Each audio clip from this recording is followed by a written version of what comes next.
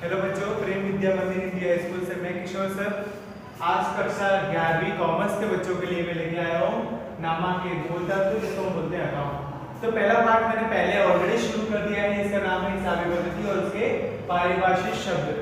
तो नामा किसे कहते हैं, उसकी उत्पत्ति कहाँ पे हो, इसके फायदे क्या है, उसके उद्देश्य क्या है, उसकी हानियां क्या है, ठीक है, ये सारा हमने डिस्कस किया और हम पॉइंट नंबर 9 पे पहुंचे थे। इसका होता है हिसाबी पद्धति के पारिभाषिक शब्द। इसमें 1 से लेकर 7 तक के पॉइंट मैंने समझा दिए। आज हम जाएंगे पॉइंट नंबर 8, जिसे बोलते हैं संपत्तियां किसे कहते हैं।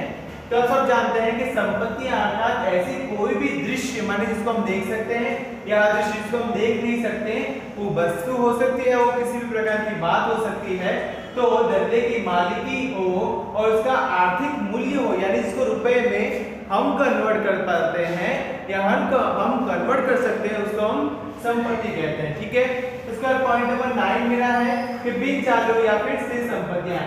स्थिर संपत्तियां अर्थात आयुष्य 1 वर्ष की हो, माफ करना, स्थिर संपत्तियों का आयुष्य 1 वर्ष से अधिक का होता है। जमीन, मकान, प्लांट, यंत्र, फर्नीचर, ट्रेडमार्क, कॉपीराइट, पेटेंट, ख्याति, फर्नीचर और फ्रेंचाइजी आदि स्थिर संपत्तियां होती है, या इसको हम बिन चालू संपत्तियां भी कहते हैं। हम या फिर सिंपल लगाएं तो जिसका ड्यूरेशन या जिसका काल 1 साल से अधिक का होता है उसे हम स्थिर संपत्तियां कहते हैं। अब स्थिर संपत्तियों के 2 प्रकार होते हैं। पहला प्रकार होता है दृश्य संपत्तियां और दूसरा होता है अदृश्य संपत्तियां।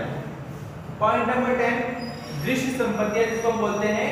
तो दृश्य संपत्तियां अर्थात भौतिक अस्तित्व रखने वाली संपत्ति जिसको हम देख सकते हैं, स्पर्श कर सकते हैं, उसको हम दृश्य संपत्ति कहते हैं। जैसे कि जमीन, मकान, प्लांट, यंत्र, फर्नीचर, ये सबको हम क्या बोलते हैं, दृश्य संपत्तियां कहते हैं। अदृश्य संपत्तियां पॉइंट नंबर 11, जो भौतिक स्वरूप में ना हो और जिसको हम देख ना सके और स्पर्श भी ना कर सके, ऐसी संपत्ति को हम अदृश्य संपत्तियां कहते हैं। जैसे कि ट्रेडमार्क, कॉपीराइट, ख्याति और फ्रेंचाइजी। देखो, ट्रेडमार्क, ख्याति, फिर फ्रेंचाइजी, ये सब आपके लिए बहुत नए शब्द होंगे बिकॉज ऑफ अकाउंट में कुछ नए शब्द आए हैं। तो आप जैसे ही आगे पढ़ोगे या मैं आगे के लेक्चर दूंगा तब आपको समझाता हूँ ये किस प्रकार की संपत्तियां या किस प्रकार से होती है। ठीक है, अच्छा, कुछ बच्चों की ऐसी भी बात ऐसे सामने आई है कि सर आप बहुत छोटा छोटा लिखते हो, हमें दिखाई नहीं देता है। तो बच्चों, उनको मैं ये कहना चाहता हूँ कि जब आप अपनी बुक साथ में लेके बैठोगे और ये वीडियो देखने के बाद जब बुक का आप कंसिडर करोगे तो बुक में अच्छी तरह से भी समझाया गया है। मैंने सिर्फ शॉर्ट में लिया है और मैं ये चाहता हूँ कि मैं एक लेक्चर में या एक वीडियो में मैक्सिमम टॉपिक जो है वो कवर कर दूं। इसलिए आप बड़ी क्लास में आए हो, आप उच्च माध्यमिक में पढ़ने वाले बच्चे हो और आई होप इतना आपको समझ में आ रहा होगा। फिर भी अगर नहीं समझ में आएगा तो मैं आपको और डिटेल में समझाऊंगा। ठीक है, इसी बात के साथ हम जाएंगे अब चालू संपत्तियों में। तो चालू संपत्तियां अर्थात कि यह ऐसी प्रकार की संपत्तियां हैं जिनका समयकाल 1 वर्ष से कम का होता है, यानी कि बिन चालू संपत्तियां अर्थात कि 1 वर्ष से अधिक और चालू संपत्तियां अर्थात कि 1 वर्ष से कम, उसको हम क्या बोलते हैं, हम चालू संपत्तियां कहते हैं। जिससे हम कहते हैं जैसे कि रोकड़ शेयर्स, बैंक शेयर्स, देनदार होता है, लेनी हुंडी होती है, कच्चे माल का स्टॉक होता है और तैयार माल का स्टॉक होता है। ये सारे नाम अटपट है, आपको लग रहे होंगे I hope, but don't worry, जैसे जैसे हम आगे वाले स्टेप में पढ़ेंगे आपको ये सारी चीजें समझ में आती जाएगी। तो ये क्या टॉपिक हमारा चालू संपत्तियां। अब हम जाएंगे प्रवाही संपत्तियां।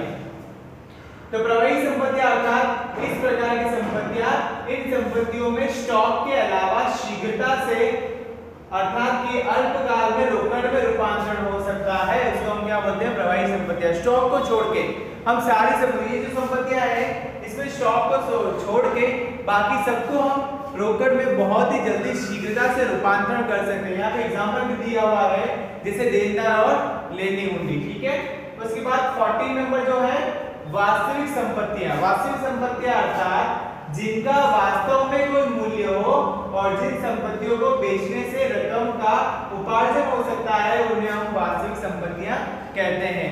अगर मेरे हिसाब से, अगर हम अकाउंट के हिसाब से देखने जाए तो बिन चालू संपत्तियां, चालू संपत्तियां, दृश्य संपत्तियां, अदृश्य संपत्तियां, सारी संपत्तियां वास्तविक है बिकॉज ऑफ इन सबका मूल्य है, उपार्जन है। हम जब इसको कभी बेचेंगे तो रिटर्न में हमको कुछ ना कुछ पैसे मिलेगा, जब हम उसको खरीदेंगे तो रिटर्न में हमको पैसे को चुकाने पड़ेंगे, यानी कुछ ना कुछ तो उनका मूल्य है, इसलिए उन सबको हम वास्तविक संपत्तियां कह सकते हैं।